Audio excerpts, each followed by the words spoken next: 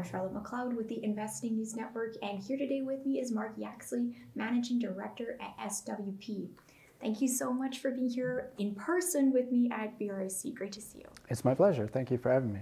Of course. So it's our first time speaking, so we're going to go a little bit basic on our questions. So SWP, it's a precious metals dealer and a provider of vaulting services. I thought we could start off with demand. So demand for physical gold, how strong has it been in 2022 so far, and who do you see buying?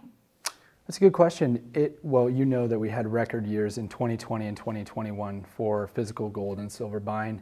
2022 started off equally strong, January through March, and we've seen a slow decline now starting to form in April and through the earlier parts of May. So it is cooling off a little bit, but as to be expected after a 2.5-year run, that was really kind of one for the record books. Yeah, of course. And, demand for physical gold, how is it comparing to demand for the other precious metals, which we shouldn't forget? Gold remains the favorite amongst investors. With our clients, about 80% of the value of the metal that we sell is still gold, silver being second to that, and then the platinum group metals are kind of a distant third. Okay, so I want to talk a little bit about building a portfolio of physical precious metals. Do you have specific percentages that you would recommend for somebody who's starting to do that? For example, X% gold, Y% silver.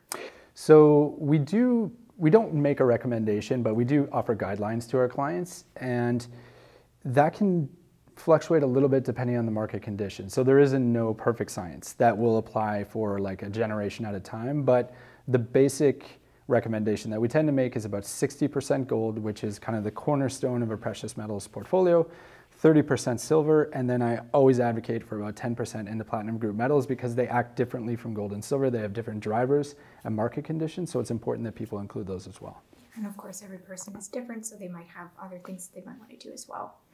I am wondering about products. So once you decide you are going to put money into physical precious metals, you have a lot of choices. So are there standard recommendations that you make for example, for somebody who's just starting out? Okay, so there's a few basic rules that people should know about. I call them rules, guidelines again, that people should know about when they're buying physical metals. The first thing that they should be aware of is that gold, from a premium perspective, is much less expensive than silver. In terms of a percentage over the spot price, you will pay less premium for your gold products than you will for silver or for platinum group metals. So that's something that they need to be aware of. The second thing is the larger the product in terms of the format. So a 1 ounce coin being on the small side, a 100-ounce silver bar being on the larger side, the larger the format, the more you ramp up, the more premium you're gonna save. So another guideline to be aware of. So if, for example, you were like, I wanna buy 100 ounces of silver, you could buy 100 1-ounce silver ounce, you could buy one 100-ounce bar. If you bought that one 100-ounce bar, you'd end up saving about 3 or 4% on your premiums. And that means you can buy more silver. So it's actually best that you kind of follow these guidelines. In terms of products that we recommend, we tend to stick with the major mints and refiners, the Royal Canadian Mint, the US Mint, some of the big names like PAM Swiss, for example, on the gold side. These products have the best resale value. So when it comes time to liquidate somewhere down the road, which you should always be thinking about, you're not gonna hold on to these forever, although some people do. You wanna have a product, just like owning a car, that will have a good resale value somewhere down the road. And so if you buy the cheapest product possible on the market, just to save a few cents really, or dollars up front, you might not get as much back at the end of the day as you would if you bought a premium brand product. Okay, and one of my follow-up questions was going to be if you make different recommendations on products for people who are new versus people who have maybe amassed some amount of metal. It sounds like maybe it's just sticking to these principles you've laid out. Yeah, I don't think necessarily that there's different guidelines with the products themselves, although what we do see is typically with any new investor, we say, look, if you're trying to get the most metal as possible in your portfolio, that should really be your goal. The more ounces of metal you own, the better position you are as a hedge against other things in your portfolio. So look at the 100-ounce silver bar, for example. Look at the largest gold bar that you can afford to buy. Get the most ounces possible. For people that have been investing for a long time and they're just kind of rounding out their portfolio, we're going to talk to them about getting some platinum, getting some palladium, maybe some rhodium, And they're going to say like, well, I don't have any coins in my portfolio because I've been doing everything you guys have recommended with the bars all the way along. I want 500 silver coins just in case I have to barter, worst case scenario. Okay, fine. It's a good time to do that once you already have everything else covered. Okay, and we started to talk about premiums. I think that this may be something that surprises people when they go to buy for the first time. If you look up the spot price of a metal, that is not the price you're going to pay. So what is your advice for navigating premiums, other costs? How do you know what's reasonable? That's a good question. What's a good deal? So the first thing people need to understand is what the premium is and like why is there a premium? So like you said, you have the spot price and then you have the total price that you pay when you go to a store or you buy online. The difference is called the premium. Basically, the whole supply chain in our industry makes a living out of the premium. From the mine that produces the gold is then shipped to a refinery, the refinery refines it, makes a margin, sends it to a wholesaler to retailer to consumer. Everyone makes a living in that 3%, 4%, 10% for some silver products.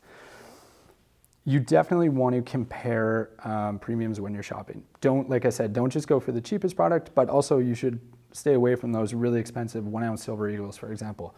There is a sweet spot somewhere in there, and you can only really find that by doing comparisons on your cost per ounce. So you're breaking down all these products in it. What is it costing me per ounce to buy? And again, if you follow those guidelines, looking at larger format bars or buying the most you possibly can to get a volume discount, that's where you're going to see some savings. Yeah. Okay. And of course, we have to talk about storage as well, because I think people kind of have two choices. You can keep your metal yourself and it's easily accessible, but it's, that can be not necessarily the safest thing to do. You can store it somewhere else where it's safer, but then you don't have that immediate access. So how should people go about trying to balance that? That's a very good question as well. So typically you have three options. You have home storage, you have safe deposit boxes in banks, and you have storage at a private facility like the one that we operate.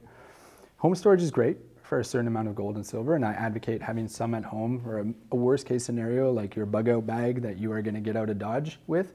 You might want to have some gold and silver in there. But the likelihood of needing that for that reason is very, very low, right? Most people choose a safe deposit box at a bank, which is fine. A bank is generally a safe place. It's where we choose to put our money. But the problem with safe deposit boxes is they're not insured.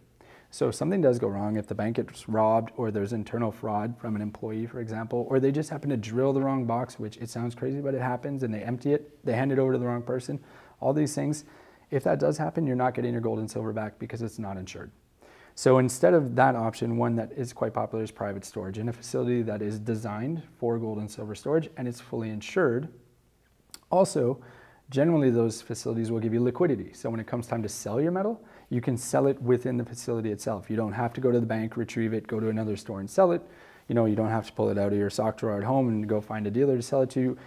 Within that facility, there's a marketplace that exists and people can buy and sell within that marketplace. And I wonder, so right now with everything that's going on in the markets, it feels to me like one of the themes we're seeing is people want safety. Are you seeing any trend toward, people wanting to keep more of their metals close to them? Well, here in Canada, especially, the most recent fear monger or act was the Emergency Act that was enacted by Trudeau's government. What we saw, and we specialize in offshore storage, is a lot of Canadians trying to get their metal offshore, trying to get their metal out of Canada because they were worried about our government's overreach, the possibility of confiscation. Even though personally I think that might be a little bit of a stretch, people were worried about it. So yes, you always have those people who are going to keep it as close as possible to home, which is a good thing.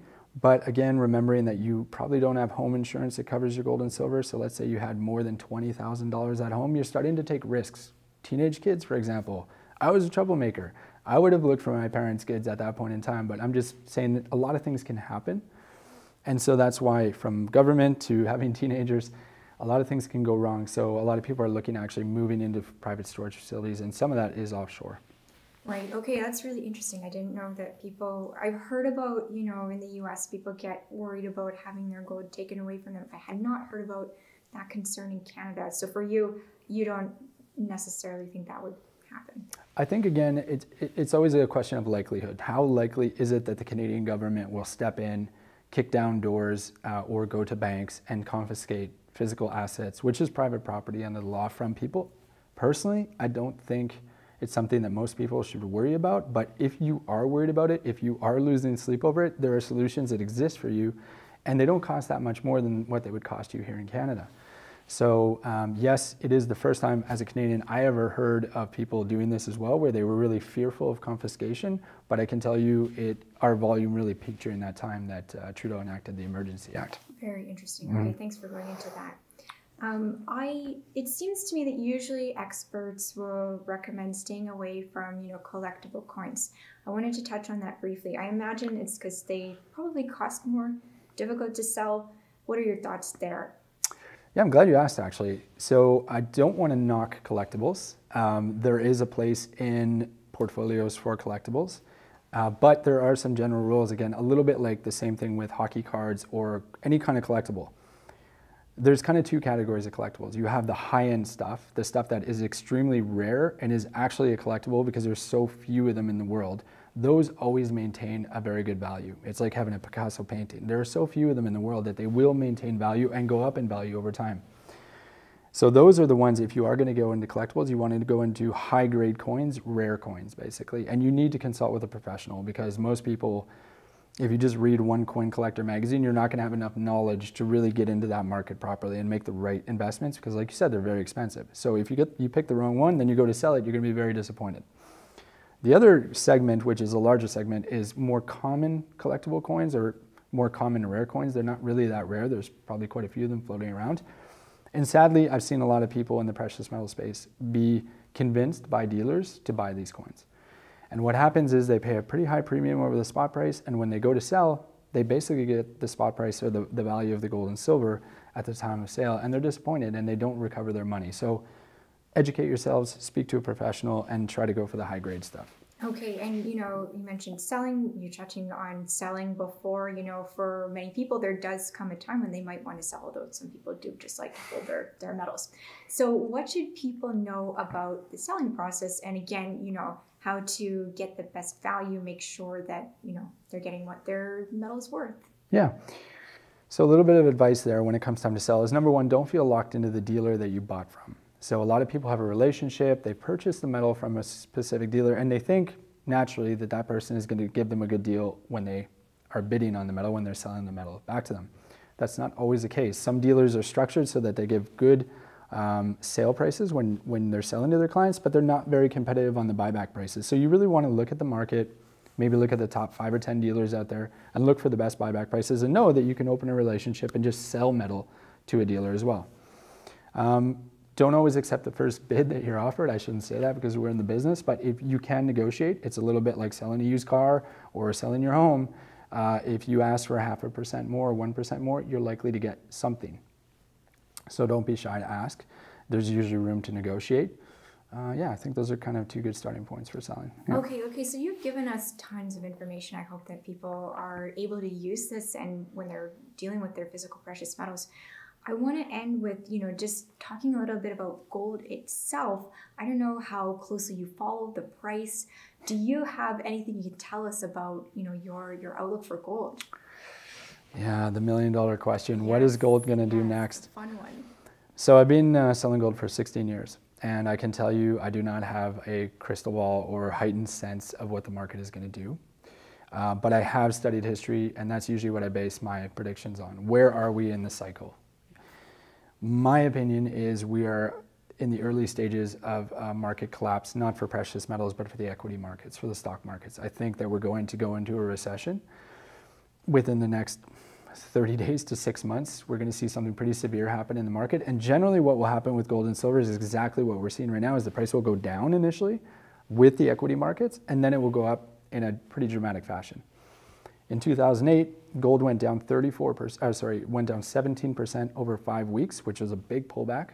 Gold investors were obviously upset, just like they are today, as the stock market started to crash, and then went up 140% over the next 3 years. Silver went up 400% during that 3-year period between 2008 and 2011. I think we're going to see something similar happen. I don't know how severe the market crash will be, obviously, but depending on how severe it is and how long it is, that will really drive the prices up again. So I'm optimistic. I think right now is a good time to buy the dip, especially on silver. And I'm not a huge silver advocate, but $21 silver US dollars seems pretty cheap to me.